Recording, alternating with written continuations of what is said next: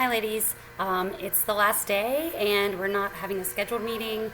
I'm going to be sending you a survey that will help me with some feedback in terms of what worked this year, what didn't work this year, and how I can grow as a teacher. So be on the lookout. It's a Google form. It is not mandatory, but it is so helpful for me as I think about like who I am as a teacher and what works and what doesn't work in the classroom. So please fill that out.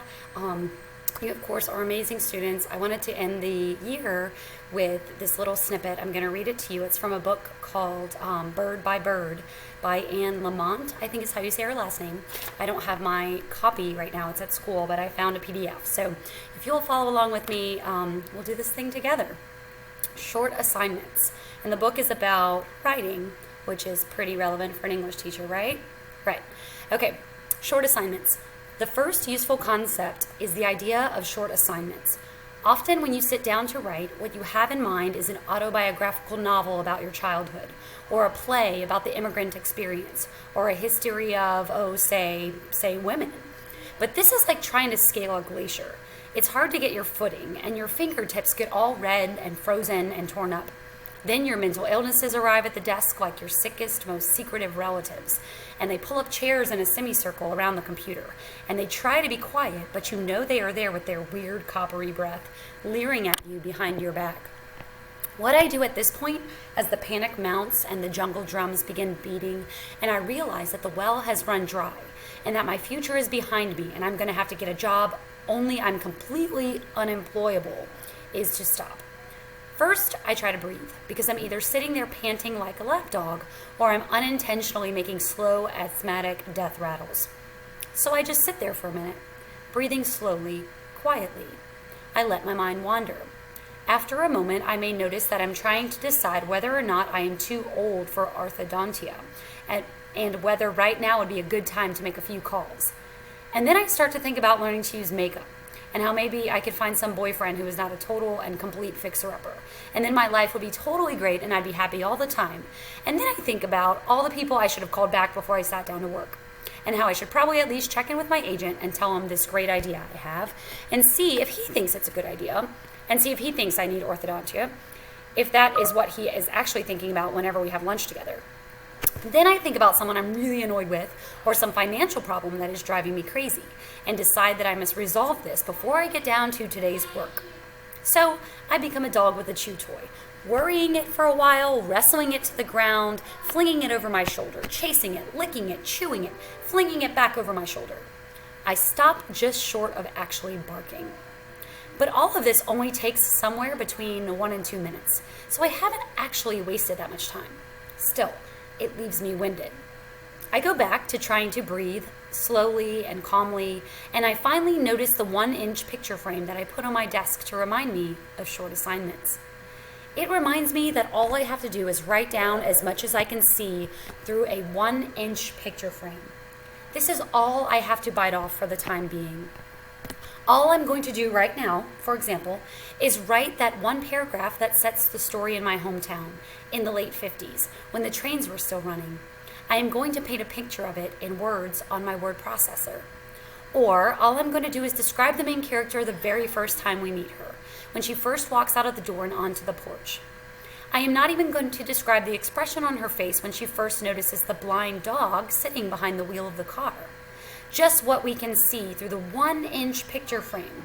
Just one paragraph describing this woman in the town where I grew up, the first time we encounter her.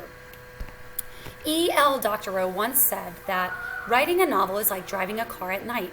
You can only see as far as your headlights, but you can make the whole trip that way. You don't have to see where you're going. You don't have to see your destination or everything that you will pass along the way. You just have to see 2 or 3 feet ahead of you. This is right there with the best advice about writing, or life, I have ever heard. So after I've completely exhausted myself thinking about the people I most resent in the world, and my more arresting financial problems, and of course the orthodontia, I remember to pick up the 1-inch picture frame and to figure out a 1-inch piece of my story to tell.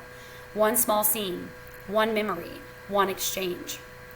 I also remember a story that I know I've told elsewhere, but that over and over helps me to get a grip. 30 years ago, my older brother, who was 10 years old at the time, was trying to get a report on birds written that he had 3 months to write, which was due the next day. We were out at our family cabin in Bolinas, and he was at the kitchen table close to tears, surrounded by binder paper and pencils and unopened books on birds, immobilized by the hugeness of the task ahead. Then my father sat down beside him, put his arm around my brother's shoulder, and said, "Bird by bird, buddy. Just take it bird by bird." I tell this story again because it usually makes a dent in the tremendous sense of being overwhelmed that my students experience. Sometimes it actually gives them hope. And hope, as Chesterton said, is the power of being cheerful in circumstances that we know to be desperate. Writing can be a pretty desperate endeavor because it is about some of our deepest needs. Our need to be visible, to be heard, our need to make sense of our lives, to wake up and grow and belong. And sometimes it's about our need to make an A on the paper your English teacher assigns. It is no wonder if we sometimes tend to take ourselves perhaps a bit too seriously. So here's another story I tell often.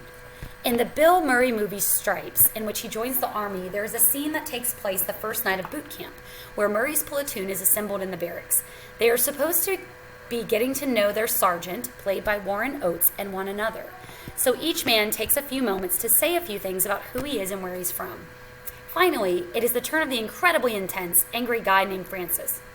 "My name is Francis," he said. "No one calls me Francis. Anyone here calls me Francis, and I'll kill him. And another thing, I don't like to be touched. Anyone here ever tries to touch me, I'll kill him." At which point Warren Oates jumps in and says, "Hey, tighten up, Francis." That is not a bad line to have taped to the wall of your office. Say it to yourself in the kindest way possible. "Look, honey, all we're going to do for now is to write a description of the river at sunrise, or the young child swimming in the pool at the club, or the first time the man sees the woman he will marry, or the thesis statement of the summer reading analysis essay you have to write in sophomore year, or maybe pick 3 pieces of evidence that you're going to use, or maybe come up with a blazing introduction." That is all we're going to do for now. We are just going to take this bird by bird, but we are going to finish this one short assignment. Ladies, you have finished the short assignment of your freshman year of English. I am super proud of you. You have grown in a number of ways.